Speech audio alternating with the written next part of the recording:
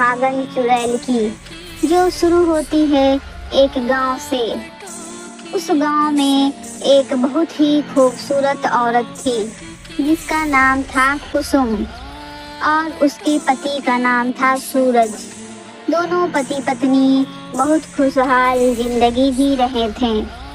लोग उनकी मोहब्बत को देखकर तारीफ किया करते थे, लेकिन उन दोनों पति पत्नी को नहीं पता था कि बहुत जल्द वो बिछड़ने वाले हैं। एक दिन सूरज को काम के सिलसिले में शहर जाना पड़ा। कुसुम ने न चाहते हुए भी अपने पति को विदा किया। कुसुम अब अकेली थी अपने घर में, और एक दिन गांव वालों को कुसुम की लाश मिलती है उसके घर में। पूरे गांव में यह बात आग की तरह फैल जाती है। उस दिन के बाद से गांव में अजीब सी हरकतें और आवाज आने लगती है। एक आदमी की लाश भी मिलती है। फिर धीरे धीरे एक एक करके गांव के लोग मरने लगते हैं।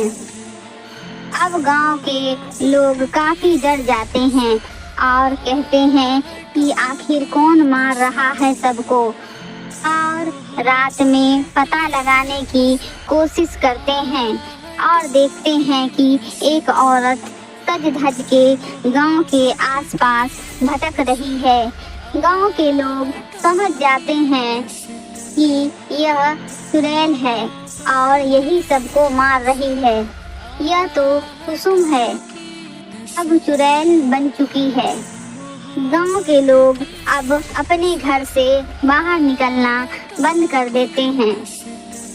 जब सूरज गांव वापस आता है और पत्नी के बारे में सुनता है तो उसे बहुत दुख होता है और वो उस चुड़ैल से रात को मिलने जाता है तो देखता है कि वो चुड़ैल उसकी पत्नी कुसुम है।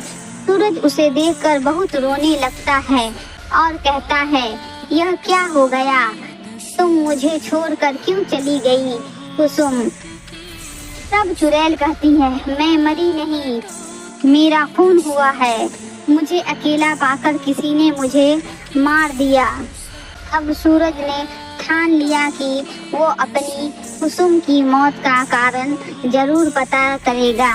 उसके बाद सूरज पता लगाने लगता है, गांव वालों से पता करने लगता है, लेकिन कुछ हाथ नहीं लगता। थक हार कर अपने घर चला जाता है और अपने दोस्त लाला को बताता है, मुझे उस कातिल का पता लगाना होगा, नहीं तो कुसुम गांव के सारे लोगों को मार देगी, इसलिए जल्द से जल्द पता लगाना होगा। फिर एक दिन सूरज को लाला की बेटी पर नजर पड़ती है जो डर रही है और कुछ बड़बड़ा रही है। सूरज उसके पास जाता है और कहता है, क्या हुआ बेटा।